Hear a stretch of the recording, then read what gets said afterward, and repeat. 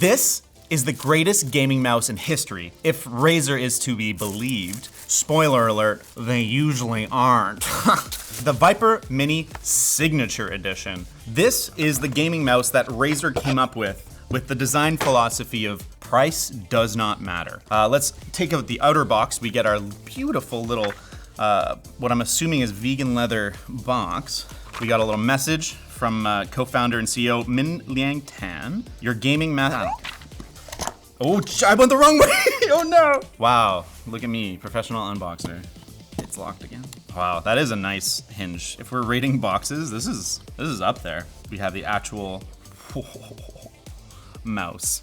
We will talk about this, but first let's just finish the unboxing. Wow, it's got this little custom foam piece. It's almost felt like, so it feels extra premium. It's got a little nameplate, signature edition. This is 902 of 1337. If you don't know what that is, there's no helping you. Next, we have all our documentation, all the features. Oh, multilingual. Oh, they hid the Razer stickers. Are they ashamed? Are they like, it's too premium for stickers? But here they are. Here I am, chilling. We have, oh, a nice little microfiber cloth. Interesting, it's like more textured than I'm used to microfiber. Like it almost is reminiscent of a leather look. We have alcohol prep pad, and then we have some grip tape, which I actually have learned to appreciate on honeycomb mice. We will talk about the body more in a bit, but I'm not a huge fan of like touching, you know, this weird shape. It feels inconsistent on my hand. It's definitely a preference thing. I know a lot of people don't really care, but I like putting the grip tape on so it kind of closes it off and gives the impression of a closed-bodied mouse. Oh, the folio goes further. And this is something that's very cool. You get a choice of PTFE mouse feet or glass mouse feet, and they are Gorilla Glass 3, so they're very, very durable. I've never personally used glass, skates on a mouse, but I've heard it's supposed to be theoretically a smoother experience. Back to the box. We have our USB Type-C cable that is braided. Razer does do a great job with their cabling on both their wired mice and their accessories. They always feel premium. They've paid for the right to use a different color than the USB standard. The green, always a nice little touch, even on the Type-C side. A lot of devices these days are coming with Type-C to Type-C cables. I think for phones that makes a lot of sense, but I prefer Type A to C on a PC accessory, mostly because I have a lot more Type A ports on my computer, and I'm someone that, even though I know using a hub for your dongle for your mouse and keyboard doesn't theoretically make a difference, I just don't believe it. I feel like sometime I'm gonna be trying to click ahead, and there's just gonna be some handshake somewhere that happens that slows it down by 0.1 millisecond, and that's gonna be the difference, not my skill level. I appreciate having Type A to C for my mice still. This mouse actually comes with a really cool little accessory, although it's really poorly branded, and so maybe they're just tricking me. This is the hyperpolling wireless dongle. So they sell this as a separate accessory. This is the one that's specifically made for this mouse, and it's supposed to be up to 4,000 hertz polling rate, which is pretty neat. That's something that Razer has been pushing for a bit, the 8K wired mice, but they now sell this as a separate device, the 4K one, that works with, I think, 3 of their more modern mice. But this one, as it is their premium, price is no object mouse, they include it with this one. One thing that's important to note is that this is made specifically with this mouse in mind. It can't be unpaired and paired to another mouse, and you can't use the separate version on this. I'd imagine Razer has, a replacement program that you can do, because that would suck if they don't. Logitech does, so that's it for the unboxing part. Let's do an exploration of the mouse. First impression is, wow, this is a light mouse. That's due primarily to 3 things. It's a smaller mouse, it's a mini, it has the honeycomb shape, but what's kind of unique to this mouse is its magnesium alloy body. Most mice, there's some formula of proprietary plastics or rubber. This is magnesium alloy. That's the stuff they make, premium laptops out of. Magnesium alloy is light, it's premium feeling, and it's durable, to scratches and stuff, but it's actually one of the more corrosive alloys that exist. It's usually corroded by, the wrong type of screws, but I don't know if there's that many devices that are magnesium alloy that are, in constant contact with my disgusting oily hands. It remains to be seen. This is a very new product. If, finger grease is gonna mess this bad boy up, but as it is, it looks stunning. Let's just, why did I add a sound? It has its own sound. My sound's better though. I don't know if you can see, but there's a difference in texture between the magnesium alloy sides and top and the plastic bottom. That's a compromise that makes a lot of sense. It's probably a cost-saving measure. Plastic's still very light, but the structural rigidity of the magnesium alloy is quite impressive. It's thin, and the honeycomb shape, that's a lot of comb for your honey, baby. And it feels solid. Like I've held closed-bodied mice that have felt much less rigid. This is quite impressive. It comes with switches that are rated for 90 million clicks, which is very high. Often, like Logitech mice, they've come with 20 million. I've seen 50 million very commonly. They're not hot swappable like the ROG ones are, which is fine. That's not a super common feature. Even though this is a mini mouse, it doesn't feel tiny in the hands. I've held some that with my hybrid grip just feel off. And this, my palm doesn't immediately want to land on it, but it's not hard to imagine just adjusting my grip a tiny bit. So for claw, this is totally a good mouse. For hybrid, it's there. For palm, it fits pretty comfortably, even palm gripped. This is a well thought out mouse. It's slightly smaller than a G Pro X. Feels like it was designed with a hand in mind, not just theoretical weight elimination. Speaking of weight, this thing is 49 grams according to Razer. Let's find out. 50 grams, that's close enough to 49 grams for me. This mouse is designed with competitive shooters in mind, both the weight reduction, but also the amount of buttons on it. It has the 2 primary buttons, the scroll wheel with the click, and 2 side buttons.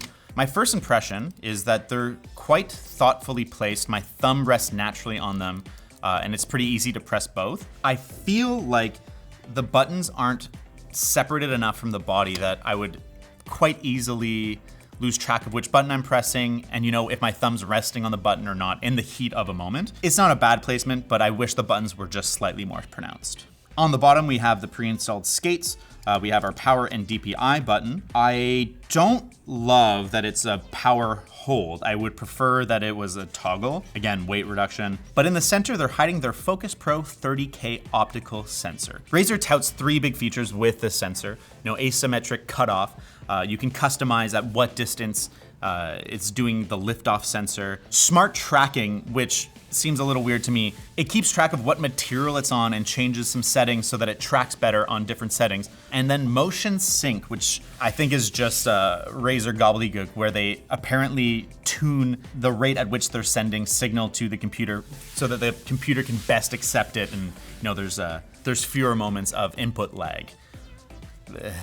That all being said, on paper, this mouse sounds absolutely fantastic. I can't wait to plug it in and test it out after I tell you about our sponsor, WarThunder. WarThunder is a very comprehensive vehicle combat game. It's free to play with crossplay across a variety of platforms. There are over 2,000 historically accurate aircrafts, ships, and planes to pilot, ranging from 1920s all the way to today. Every vehicle is modeled down to individual components for highly immersive combat. See the damage on your vehicle, not on your health bar, with WarThunder's damage X-ray system. Check the link below and start playing for free. You'll also receive premium vehicles, boosters, and more.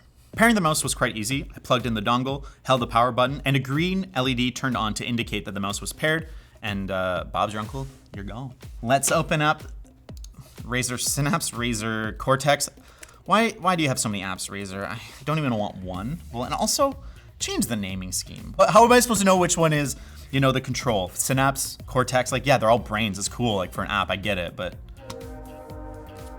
Moving around, the pre-installed PTFE skates are very smooth. What I would do is I would keep these on until they wore out and then switch them out after. No need to waste perfectly good skates. Having it plugged in brings my attention to the fact that there is no RGB. I'm totally okay with that. I don't want any of my battery life wasted, but that's a preference thing. Speaking of battery, they say that this thing can do 60 hours of battery depending on your polling rate. So I'm guessing that's if you set it to 125, you're gonna get the full 60. Once we're finally past all the bullshit, we get our customization screens. So you can customize what each button does. That's neat. You can save different profiles. You can change what the indicator LED does. So connection status, battery status. Basically, it's your battery indicator.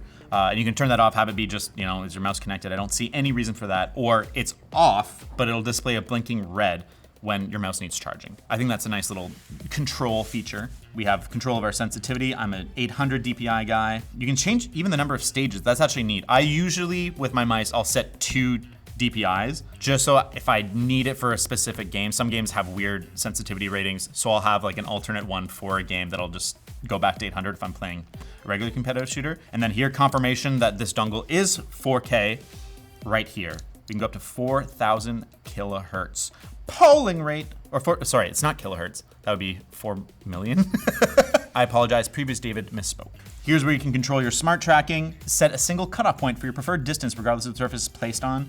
I am not going to change that. The asymmetric cutoff just means that you can change the distance from liftoff and landing. The defaults are gonna be fine. Neat that you can change it. And then you have your wireless power saving, so you can set the length of time before it goes to sleep. There's also the low power mode, which you can set a percentage battery it'll go, but if I'm using the 2000 or the 4000 hertz polling rate, that is not available. Excellent, we're gonna pop into some aim lab. I'm gonna see if I can shoot these C4s out of the air with this little beast. First impression, the tracking is perfect. This is not the first mouse to use that sensor. The smoothness, no, these skates are quite good. This is a very smooth experience. Immediately, yeah, my hand found its comfortable position. I'm finding that my limitations are my own, not this mouse.